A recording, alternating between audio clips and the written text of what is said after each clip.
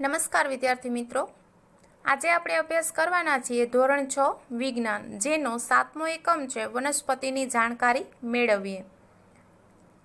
તમને કદાચ યાદ હોય તો આપણે સત્રની શરૂઆતમાં આપણે અલગ અલગ વનસ્પતિઓનો પરિચય મેળવ્યો હતો. યાદ છે બધાને? હા, કેટલાકને યાદ હશે, કેટલાક ભૂલી ગયા હશે. આપણે બગીચાની અંદર ઉગેલી વનસ્પતિઓનો અભ્યાસ આપણે વિડીયો દ્વારા કર્યો હતો, જેમાં હું તમને વનસ્પતિઓના નામ ઓળખાવ્યા હતા. બરાબર? બારમાસી છે, શેરડી છે, તલ, જામફળ, સીતાફળ, પપૈયું છે, આસોપાલવ, દાડમ વગેરે જેવી વનસ્પતિઓનો પરિચય આપણે મેળવ્યો હતો.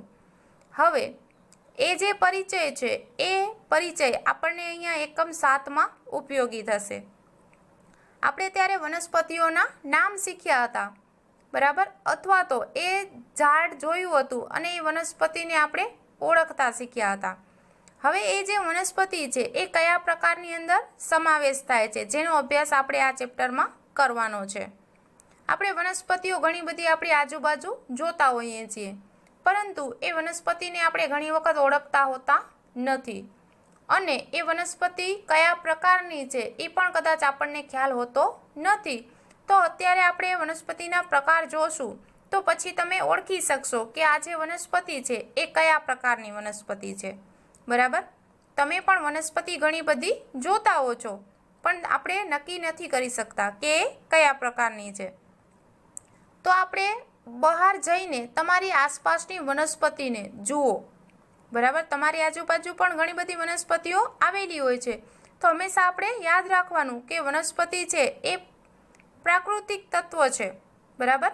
એની સાથે આપણે સમય વિતાવવો જોઈએ, આપણે એને ઓળખવું જોઈએ, કારણ કે આપણે કુદરતની નજીક રહેવું જોઈએ. બરાબર? તો આપણે એની સાથે મિત્રતા કેળવી શકશું, અને વનસ્પતિ છે એ આપણને ઘણી બધી રીતે ઉપયોગી છે. તો તમે જોશો કે કેટલીક વનસ્પતિ નાની હોય છે, એ ઘણા વર્ષો સુધી ઊભી રહે છે. બરાબર? આપણે એને વાવી એના પછી એને ઘણો બધો સમય વીતી જાય છે, તો પણ એ બહુ મોટી થતી હોતી નથી. જ્યારે કેટલીક વનસ્પતિ છે એ ખૂબ મોટી થાય છે, ઊંચા ઊંચા વૃક્ષો બનતા હોય છે.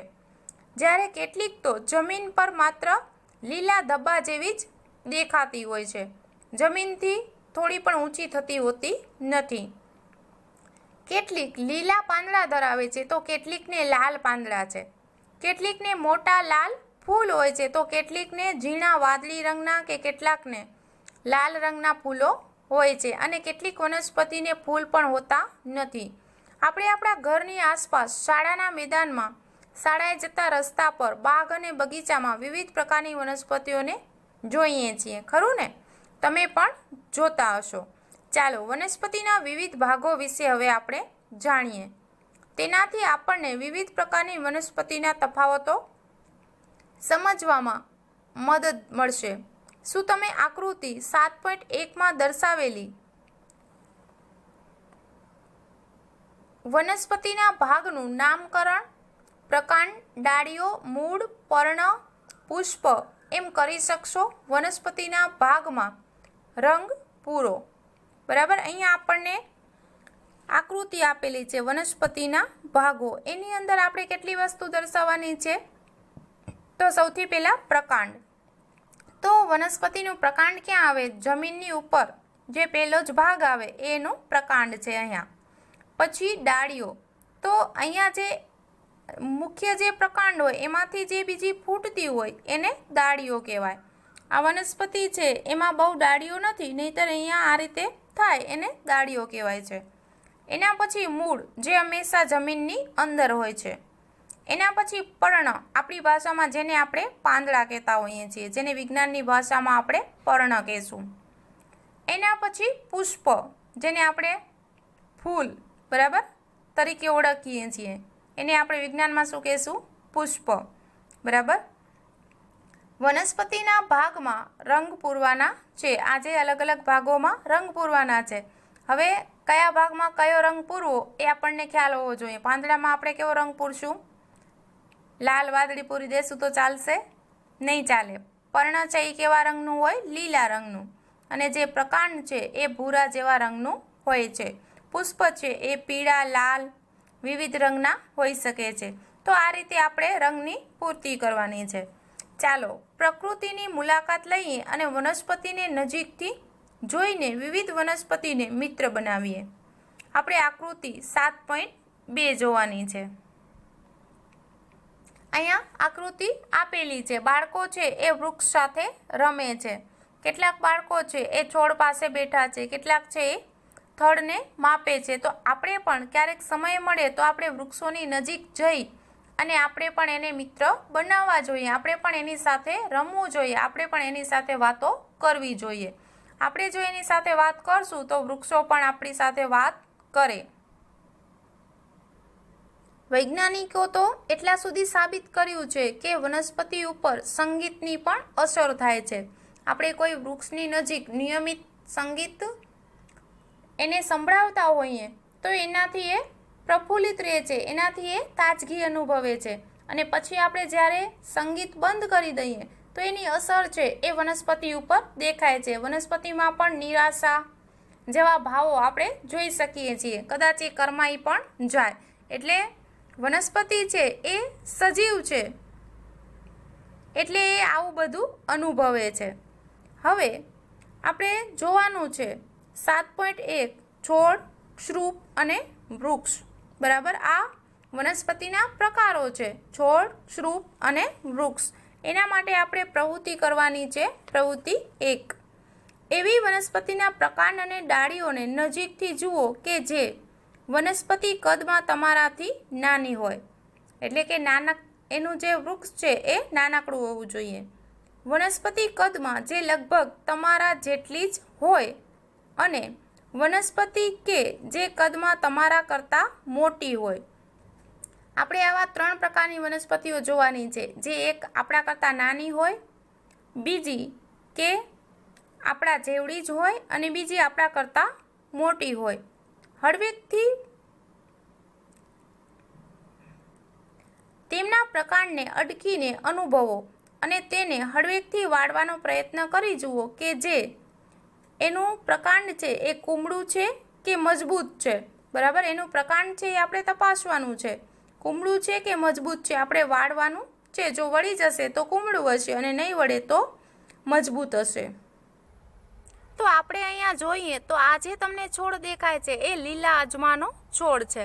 એનું જે પ્રકાંડ છે આ છે એનું પ્રકાંડ છે. આપણે એને આ રીતે અડીને જોઈએ અને વાળવાનો પ્રયત્ન કરીએ તો એ વળી જાય છે. એટલા માટે એનું જે પ્રકાંડ છે એ કોમળ છે. બરાબર, એવી જ રીતના કેટલાક જે વૃક્ષો છે એના પ્રકાંડ છે એ એકદમ મજબૂત પણ હોય છે.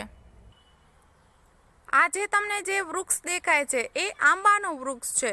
એનું પ્રકાંડ તો આ જે જમીનની ઉપર જે છે એ પ્રકાંડ છે. આપણે એને વાળવાનો પ્રયત્ન કરશું તો એ આપણા હાથ વડે વળી શકશે નહીં, કારણ કે મજબૂત છે. તો આવા પ્રકારની જે વનસ્પતિઓ છે એ મજબૂત પ્રકાંડવાળી હોય છે. આ જે વૃક્ષ છે એ મીઠા લીમડાનું વૃક્ષ છે. એનું પ્રકાંડ પણ આપણે એને વાળવાનો પ્રયત્ન કરશું તો એ હાથથી વળશે નહીં, એટલે એ પણ મજબૂત પ્રકાંડ ધરાવે છે. આ જે નાનકડી વનસ્પતિ છે એ તુલસી છે. તુલસીનો છોડ છે. એનું જે પ્રકાંડ છે એને આપણે વાળશું તો એ સરળતાથી વળી જશે, કારણ કે એ પાતળું છે. એટલા માટે આ જે પ્રકાંડ છે એ કુમળા પ્રકારનું પ્રકાંડ છે. તો આપણે આ રીતે જોતા ધ્યાન રાખવાનું છે કે પ્રકાંડ બટકી ન જાય. ઊંચા વૃક્ષોના પ્રકાંડની જાડાઈ જાણવા માટે તેને બાથ ભરો. આપણે કેટલીક વનસ્પતિમાં ડાળીઓ ક્યાંથી ઉગે છે પ્રકાંડના આધાર પાસેથી કે પ્રકાંડ પર અમુક ઊંચાઈએથી તે જાણી શકીએ. તે માટે તેને ધ્યાનથી જુઓ. બરાબર, કેટલીક વનસ્પતિઓની ડાળીઓ છે એ પ્રકાંડના આધાર પાસેથી જ ફૂટતી હશે અને કેટલીક વનસ્પતિની ડાળીઓ છે એ પ્રકાંડ પછી થોડીક ઊંચાઈએથી ફૂટતી હશે. તો આપણે કોષ્ટક 7.1માં દર્શાવેલ વનસ્પતિનું અવલોકન કરીએ, જેના કેટલાક ઉદાહરણો દર્શાવેલા છે. તમે કોલમ 1 અને 2 અને 3ને બીજી ઘણી બધી વનસ્પતિઓ માટે ભરી શકો છો. આ વિભાગોનો છેલ્લો ભાગ ભણ્યા પછી કોલમ 4 ભરો. પહેલાં આપણે કોલમ 1, 2, અને 3 ભરી લેવાની છે. પછી આપણે છેલ્લે કોલમ 4 ભરવાની છે. આ લક્ષણોને આધારે મોટાભાગની વનસ્પતિને 3 શ્રેણીમાં વર્ગીકૃત કરી શકાય છે: છોડ, ક્ષુપ અને વૃક્ષ. આકૃતિ 7.3માં દરેકનું ઉદાહરણ દર્શાવેલું છે. બરાબર, એકદમ જે નાનકડી વનસ્પતિ છે જેને આપણે છોડ કહીએ છીએ, જેનું પ્રકાંડ છે એ પણ કોમળ હોય છે. પછી જે બી પ્રકારની જે વનસ્પતિ છે, જે મધ્યમ પ્રકારની હોય છે, ખૂબ ઊંચી પણ નથી હોતી અને એકદમ નીચી પણ નથી હોતી, જેને આપણે ક્ષુપ કહીએ છીએ. અને જે સી આકૃતિ આપણને દેખાય છે, જેનું પ્રકાંડ છે એકદમ મજબૂત અને જાડું હોય છે. કદાચ આપણે બાથમાં લઈએ તો પણ આપણે બાથ ભરી શકતા નથી અને ઊંચાઈ પણ વધુ હોય છે અને પ્રકાંડ મજબૂત હોય છે. આ પ્રકારની વનસ્પતિને આપણે વૃક્ષ કહેતા હોઈએ છીએ.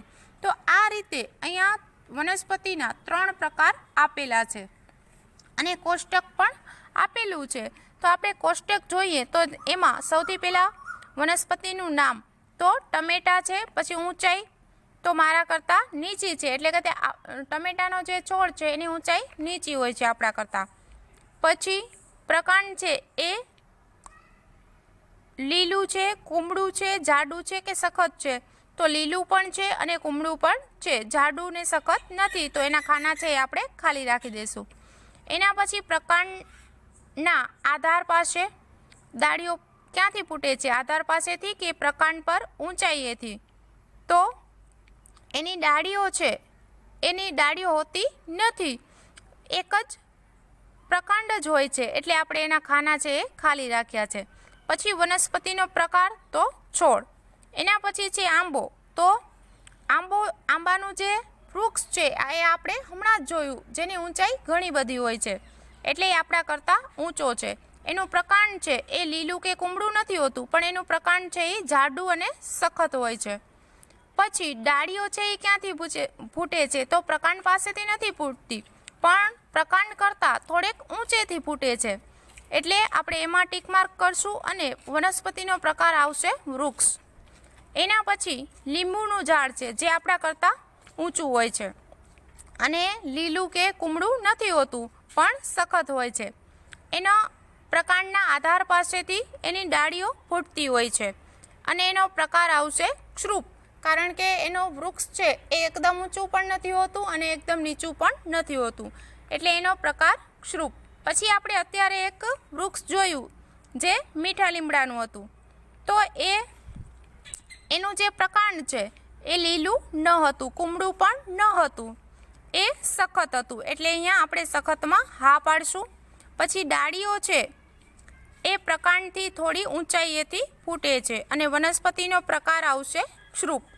બરાબર. એના પછી દાખલા તરીકે આપણે વૃક્ષ લીધું, વનસ્પતિનું નામ લીધું વડ. બરાબર. તો એનું જે પ્રકાંડ છે એ જાડું હશે, સખત હશે. પછી એની ડાળીઓ છે એ પ્રકાંડ કરતાં થોડી ઊંચાઈએથી ફૂટશે અને વનસ્પતિનો પ્રકાર આવશે વૃક્ષ, કારણ કે આપણે વડના વૃક્ષો જોયા છે, ઘણા બધા ઘટાદાર અને ઊંચા હોય છે. તો આ રીતે આપણે અલગ અલગ વનસ્પતિઓનો અભ્યાસ કર્યો. કેટલીક વનસ્પતિ છે એ છોડ પ્રકારની છે, કેટલીક વનસ્પતિ છે એ ક્ષુપ પ્રકારની છે અને કેટલીક વનસ્પતિ જે વૃક્ષ પ્રકારની છે. હવે અહીંયા કેટલીક સૂચના આપેલી છે. આ પ્રકરણમાં દર્શાવેલી પ્રવૃત્તિઓ કરવા માટે 4 થી 5 વિદ્યાર્થીઓના જૂથમાં કાર્ય કરવું જોઈએ, જેથી કરી અને આપણે ઓછામાં ઓછી સંખ્યામાં વનસ્પતિને મૂળથી ઉખડવી પડે. બરાબર. આપણે જો એક વિદ્યાર્થીને અભ્યાસ કરાવીએ તો આપણે ઘણી બધી વનસ્પતિઓને ઉખેડવી પડે, એટલે આપણે 4 થી 5 વિદ્યાર્થીઓને સાથે રહી અને આપણે અભ્યાસ કરવાનો છે. એના પછી પ્રવૃત્તિ માટે કુમળા પ્રકાંડવાળું નીંદણ વાપરો. શું તમે જાણો છો કે નીંદણ શું છે? તો આપણને ખ્યાલ છે કે નીંદણ એટલે કે જે પાકની અંદર વધારાનું ઘાસ ઉગ્યું છે, જેને આપણે નીંદણ કહીએ છીએ. ધાન્યના ખેતરમાં, ઘાસના મેદાનમાં કે કુંડામાં ઘણીવાર અનિચ્છનીય વનસ્પતિ કે નીંદણ ઉગવાની શરૂઆત થાય છે. ખેડૂતોને તેમના ખેતરમાંથી તમે નીંદણ દૂર કરતા જોયા છે? તો હા, આપણે જોયા પણ છે અને સાંભળ્યું પણ છે કે જે નકામું ઘાસ જેને ખેડૂતો દૂર કરતા હોય છે, જેને નીંદણ કહેવાય છે. આવા ચિત્રો પણ આપણે જોયા છે, ઘણી વખત આપણે આવા ચિત્રો દોર્યા પણ છે. એના પછી છે જે વનસ્પતિના પ્રકાંડ લીલા અને કુમળા હોય તેને છોડ કહેવાય છે. અહીંયા છોડની વ્યાખ્યા આપેલી છે, આપણને છોડની વ્યાખ્યા પણ પૂછાઈ શકે તો આપણે લખવું પડે કે જે વનસ્પતિના પ્રકાંડ લીલા અને કુમળા હોય તેને આપણે છોડ કહીએ છીએ. તેઓ સામાન્ય રીતે નાના હોય છે અને તેને વધારે શાખાઓ દાળીઓ હોતા નથી, જે આપણે આકૃતિ 7.3a ની અંદર જોયું હતું. એના પછી કેટલીક વનસ્પતિઓની શાખાઓ આધાર પાસેથી નીકળતી હોય છે. પ્રકાંડ મજબૂત હોય છે પરંતુ બહુ જાડું હોતું નથી. આવી વનસ્પતિને ક્ષુપ કહેવાય છે, જે આપણે આકૃતિ 7.3b ની અંદર જોયું હતું. એના પછી કેટલીક વનસ્પતિઓ ઘણી ઊંચી હોય છે અને તેને કઠણ અને જાડા કથ્થાઈ પ્રકાંડ હોય છે. પ્રકાંડને જમીનથી ઘણા ઊંચે ઉપરના ભાગમાં શાખાઓ આવેલી હોય છે. આવી વનસ્પતિને વૃક્ષ કહેવાય છે. બરાબર, તો એનું ચિત્ર પણ આપણે જોયું હતું આકૃતિ 7.3c માં. ઉપરના લક્ષણોને ધ્યાનમાં રાખીને શું તમે તમારા દ્વારા યાદી કરેલી વનસ્પતિઓનું યોગ્ય વર્ગીકરણ કરી કોષ્ટક 7.1 ની કોલમ 4 ને ભરી શકશો? તો હા, આપણે એનો અભ્યાસ પણ કર્યો કે કઈ વનસ્પતિ છે એ છોડ છે, કઈ ક્ષુપ છે અને કઈ વૃક્ષ છે. બરાબર, હવે પહેલીને નવાઈ લાગે છે કે મની પ્લાન્ટ, વટાણાનું પ્રકાંડ અને દૂધીના છોડ અને દ્રાક્ષના વેલાને કેવા પ્રકારના પ્રકાંડ હોય છે. આવી કેટલીક વનસ્પતિનું અવલોકન કરો. તેઓ છોડ, ક્ષુપ કે વૃક્ષથી કઈ રીતે અલગ હોય છે. તમને એવું લાગે છે કે તેમનામાં કેટલાકને ઉપર ચડવા માટે આધારની જરૂર પડે છે. બરાબર, આવી આપણે કેટલીક વનસ્પતિ જોતા હોઈએ છીએ જે જમીન ઉપર પથરાયેલી હોય છે. બરાબર, એનું પ્રકાંડ એ ઊંચી થતી જ નથી અને કેટલીક વનસ્પતિ એવી હોય છે કે એ બીજો કોઈ આધાર લઈ અને ઉપર ચડે છે. નબળા પ્રકાંડવાળી વનસ્પતિ કે જે ટટ્ટાર રહી શકતી નથી, તે જમીન ઉપર ફેલાય છે, તેને ભૂપ્રસારી કહે છે. બરાબર, આવી જે જમીન ઉપર જે પથરાતી વનસ્પતિ છે એને આપણે શું કહીશું? ભૂપ્રસારી. જ્યારે આસપાસના કોઈ માળખાનો આધાર તરીકે ઉપયોગ કરી અને ઉપર ચડે છે તેને આપણે વેલાઓ કહીશું. જે જમીન ઉપર પથરાય, આધાર મળે તો પણ ઉપર નથી ચડતી, એને આપણે ભૂપ્રસારી કહીશું. અને આધાર મળતા જે વનસ્પતિ ઉપર ચડે છે જેને આપણે વેલાઓ કહીશું.